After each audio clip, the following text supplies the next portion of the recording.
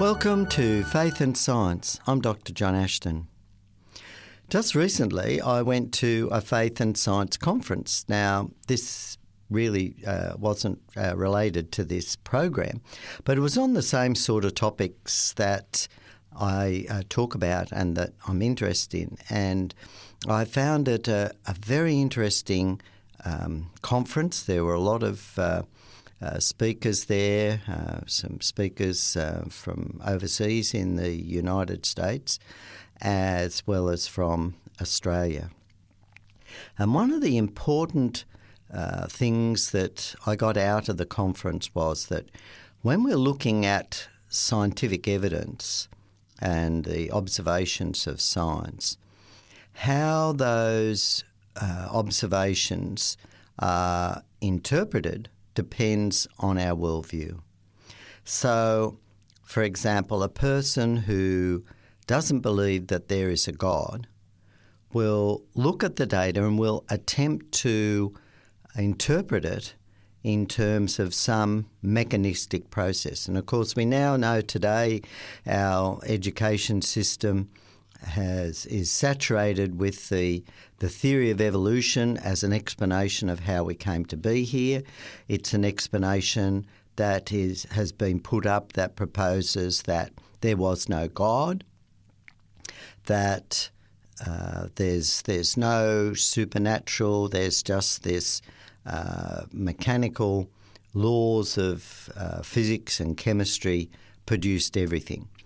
And so, most of us are probably familiar with the scenario that somehow in the past nobody knows how it started or what was before, but somehow energy and matter formed. They talk about a big bang and that there was some unique event, a singularity they call it, a single event, some unique single event that produced a huge amount of energy, and that energy converted into matter. That matter eventually, which they presume was in the form of atoms, became the stars and the planets, and in the stars the different elements and higher elements are synthesised because basically they say, initially it would have been the very light atoms like hydrogen and helium that have formed these very simple molecular structures with only one or two protons in the nucleus and a few neutrons, these sort of things. And so these sort of particles. And so from this they say the stars formed and synthesised the higher order of elements, and planets somehow formed around these, and the other things we observe in space happening at the present time. So that's how this evolutionary theory is proposed. So we have the evolution of the universe, and then we have on Earth the evolution of life. So somehow as the Earth cooled down, life, some chemicals came together and formed the first living cell. And from that first living cell, somehow it could reproduce. And as it kept on reproducing, somehow there were mutations, and those mutations produced different features.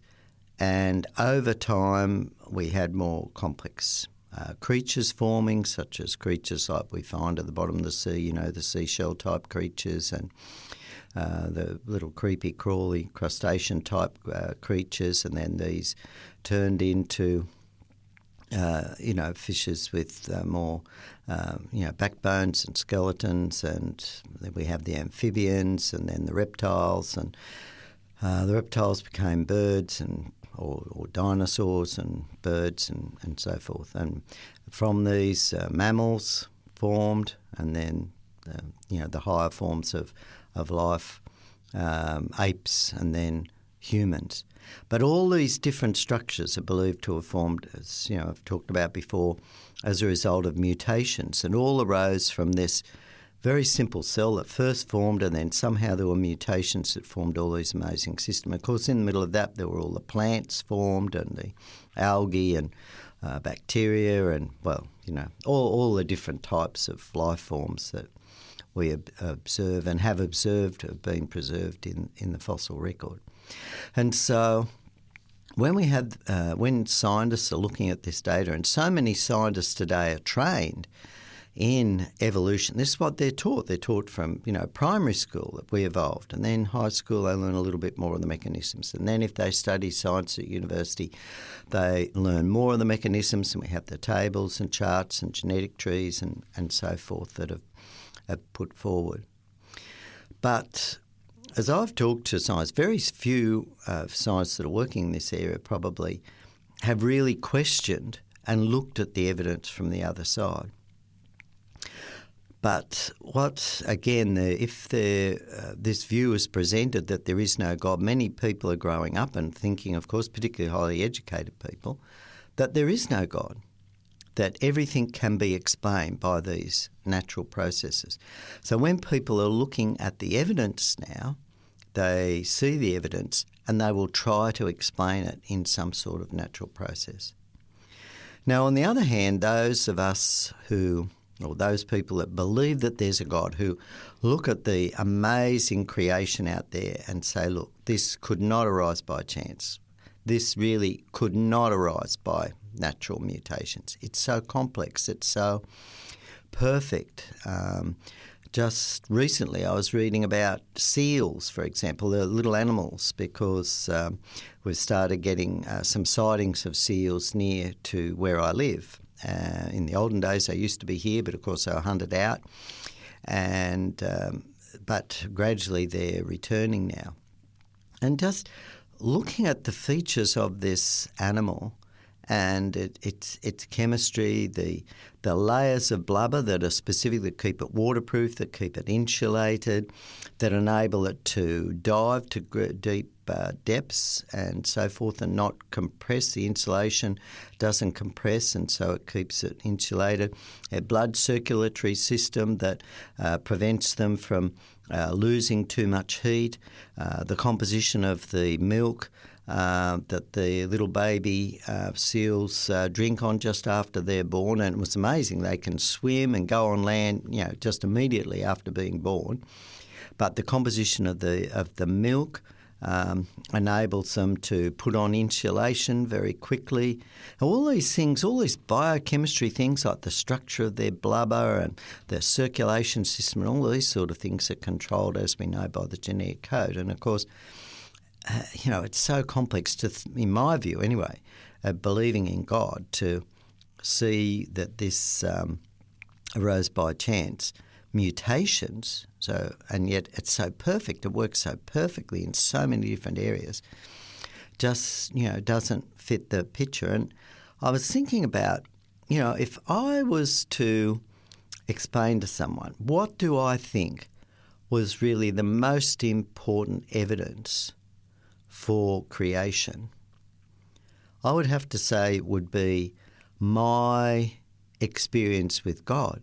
So I was thinking, I wouldn't go to this overwhelming evidence of, intelligent design, this overall evidence of amazing complexity, the code of the DNA, the fact that we have this amazing ribosome code reader machine with over 300,000 atoms making up this machine. I mean, how could that arise by chance?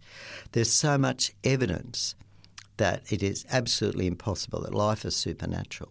But yet to a person that has been inculcated with the idea that all these natural processes could somehow occur, and the fact that we're here is evidence of that. I mean, we're dealing with a mindset that is already reasonably close to the massive, overwhelming amount of evidence that God exists.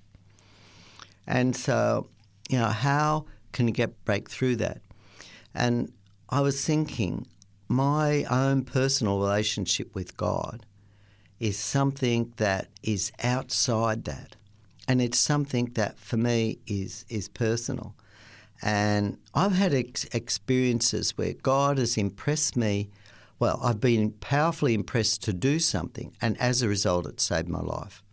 And let me share a couple of these with you. And some of these I may have shared before, but I think it's important because it points to the reality in my mind that there is a real intervening God. There is a supernatural power that is outside this physical world and is capable of creating this physical world. So, one of those instances, I remember just after I became a Christian, I was I was working in Tasmania at the time as a research fellow at the University of Tasmania in the chemistry area. And I had, after work, I was giving some Bible studies to some of the students. I remember returning home. It was winter time. It was a dark, cold, rainy night, and I was keen to get home. And I was driving down this main street in Hobart, and I was just overwhelmingly impressed to slow down. And I remember looking at the speed. I was only doing 60 kilometres an hour, and I remember, and as a Christian, I believed that it was God talking to me. God was impressing me. And I sort of argued that, well, God, I'm just doing the speed limit.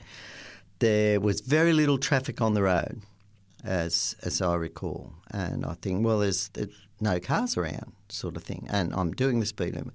But the impression was just so strong. John, slow down. John, slow down. And so I did. But because I was hungry, it was cold, I was really looking forward to it, I only slowed down a little bit.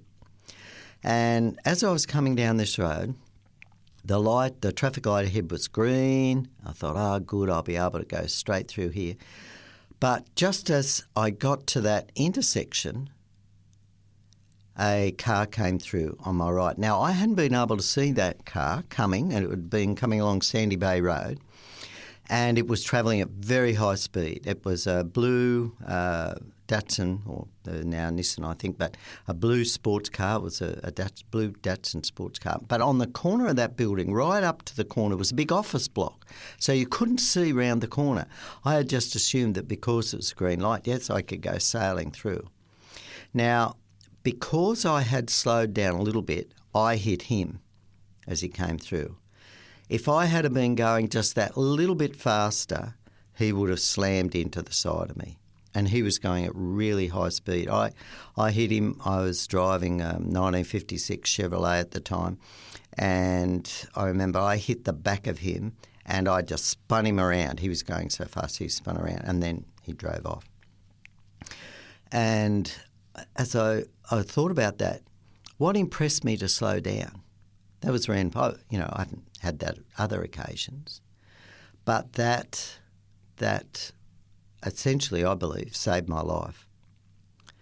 I had another time a little while later when I was working under my car. It was just before Christmas. My wife had left early. Again, we were in Tasmania. We were living on a rural property in Tasmania, and my wife had left early to go up and get ready for spending Christmas with her parents in Sydney.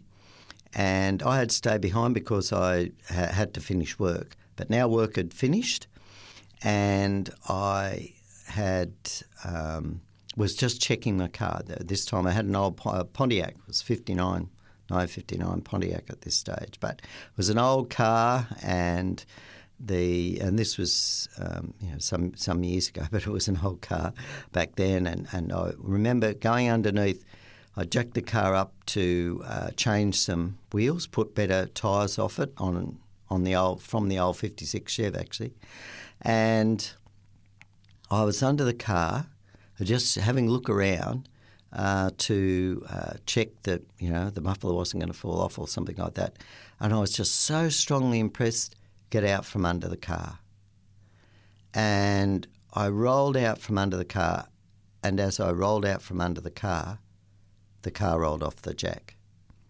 And I hate to think if I had been just pinned under that car, I could have yelled out, nobody would have heard me. Nobody would have come up. Highly unlikely somebody would have visited. Maybe God would have sent someone up to visit, but or I could have been just crushed. And that was such a powerful impression there at that time. And again, I think that saved my life. Another time I remember thinking. I was travelling on the boat on the ferry from Tasmania to Melbourne, Devonport to Melbourne, and I was just travelling by myself, and I prayed to God, God, I have all this time on the boat, I'm just by myself. Who do you want me to witness to? Who can I witness to? And I prayed and I prayed, and I was really strongly impressed to try to witness to a particular young man that that God, just directed me. I was looking around and I was impressed. This particular young man, and he was sitting with some friends in the eating area of the boat, and I was trying to think of ways that I could bring up conversation. And he was with a group of other young people. I recognised from his accent that he was from Germany, German. And he was with other young people from other countries outside Australia. I could recognise from their accents. And they were talking all about their travels in different parts of the world. And I thought, well, I haven't been to any part of the world. But just before leaving to travel up, I'd collected the mail. And in the mail, I had received a letter from some friends, young friends, who had gone out to the Solomon Islands as missionaries. And they had been living out in the jungle a little bit in a house there when some escaped convicts had come and threatened them, and actually had taken their car, and the wife had just had a little baby. She had to lock herself in the bathroom, and it was quite an ordeal for them. Fortunately, the bad people did just take the car, and while they had just after they drove off, our friends escaped into the jungle and made their way back to safety. But I was telling this story, and this young man said to me, "Do you know about the Bible?" And I said, "Yes." And he said, "People have told me there are prophecies in the Bible. Do you know about those? Can you tell me about those?" And I said, "Yes, I can show you some of them." And we had a Bible study. We had a Bible, and the prophecy I chose to look at was the prophecy in Daniel chapter 2, in which Daniel had this vision of the future empires of the world while he was a captive in Babylon working for Nebuchadnezzar. Now, there are many examples of that, and I've been working on writing down these answers to prayer in many ways. And to me, this is real evidence that we serve an intervening God that interacts with our consciousness. And of course, I've talked about this many times before too, that when you think about it, who we are is really our thoughts, and our thoughts are non-material. And evolution cannot explain the origin of our thoughts, our minds, our non-material aspect of these things. Now, one of the interesting aspects that came out of this Faith and Science conference was that not only does our worldview look at how we interpret data, so, an atheist might say, well, it's just thought, you just had a random intuition, every now and again you're going to have a random intuition and it's going to be correct, these sort of things. But to me, when you have case after case, example after example of providence, of answers to prayer, and we have, hundreds of books that have been written by Christians that have testified in their own lives of God speaking to them either audibly or impressing them to do something, and that something was very important and led to significant events happening, or saved the lives of people, or saved their own lives, or enabled them to help something. Where, there are books and books and books of Christian experience, thousands there would be experiences like this, that point to the evidence of this supernatural God exists. Another thing that came out, we talked about, was the origin of language, and the fact that humans have this very strong sense, this ability to communicate in very, very real and meaningful sense, and the ability of a child to learn language. This came up as a very interesting topic. There was a theologian there as well. Several theologians spoke, but this one of the theologians was a person with a Jewish background, was an expert in Hebrew and the Hebrew language, and he gave some very interesting talks at this conference on how in Genesis 1 we can take a very literal interpretation of that. It says quite plainly, in the beginning God created the heavens and the earth. And this occurred in 6 literal 24-hour days. He gave some very, very powerful evidence for this in the language and the word use. There is very powerful evidence that this part of Genesis is narrative. It's historical narrative, like it's not prose, it's not a myth. Another theologian sort of predicted statistical numerical analysis had been done of the types of words they would use and the frequency of words and how that compares to poetry and other forms of non-narrative prose, and how all this evidence points so strongly that the account in Genesis 1 there is so important. But what this theologian also pointed out was that the whole important essence of what the Bible and what particularly Genesis is pointing to is this whole teaching of worship, the importance of worshipping God. Now, if we have an atheist worldview, who do we worship? Well, we worship self, really, probably in many cases. I mean, there are going to be altruistic atheists and maybe people who are looking for the better good, the community, to make a better world, to make a better place, this sort of thing. But it's very much an emphasis on us and humans. And then, of course, we have people looking at the environment.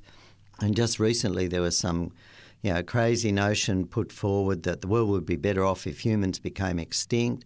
We have all these sort of very unusual consequences coming out of this, out of the concept of if there is no God. God created this. The biblical account is, of course, that God created this beautiful world, and one of the important aspects of us is we were put in the garden to keep it, to look after it. And at the end of in the book of Revelation, at the end of chapter 11, God talks about He will destroy those who destroy the earth. So, the earth was made as a very special place for us.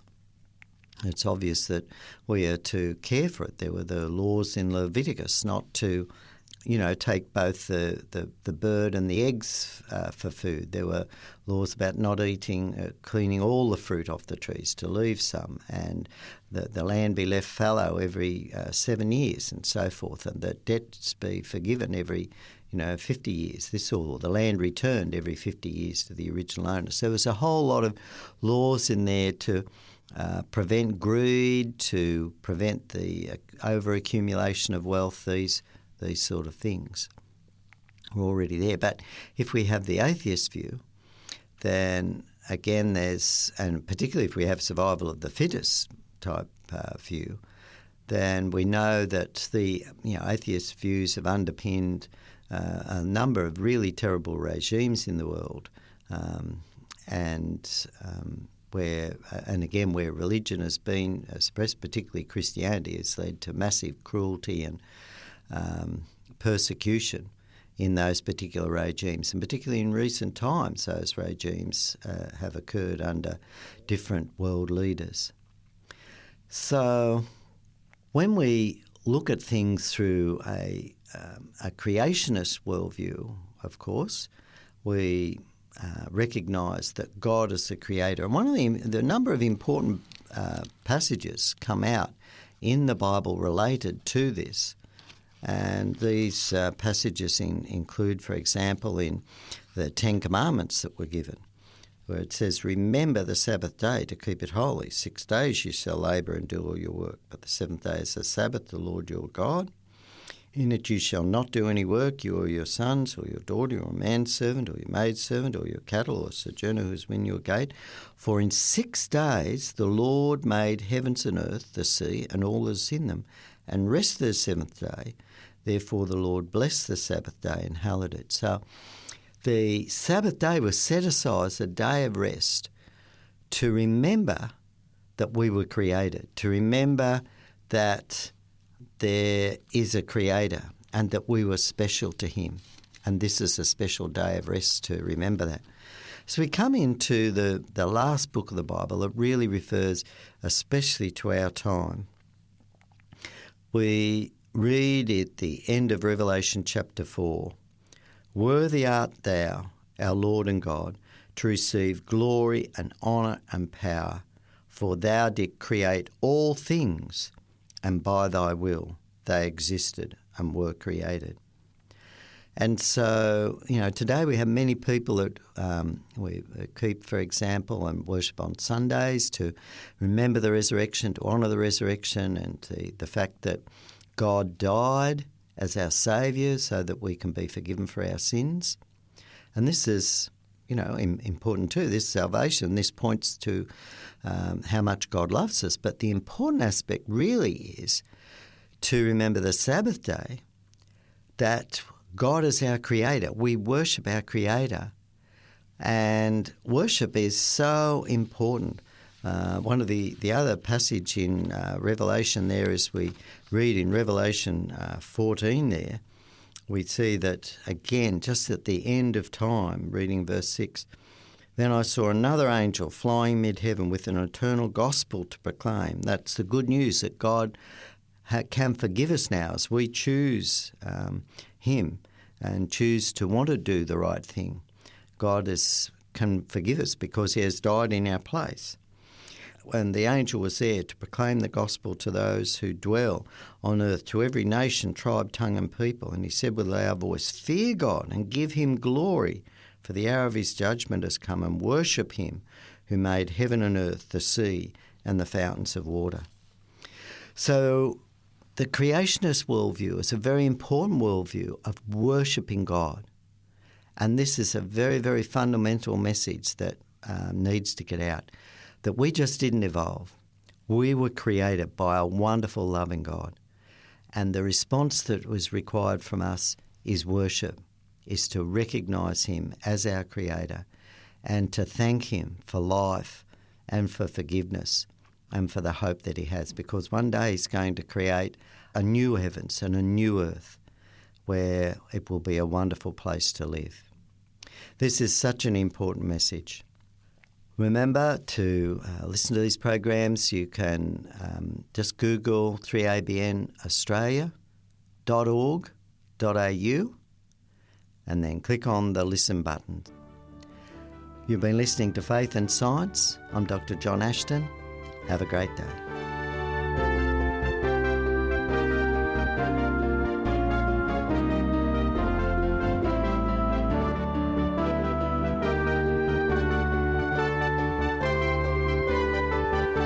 You've been listening to a production of 3ABN Australia Radio.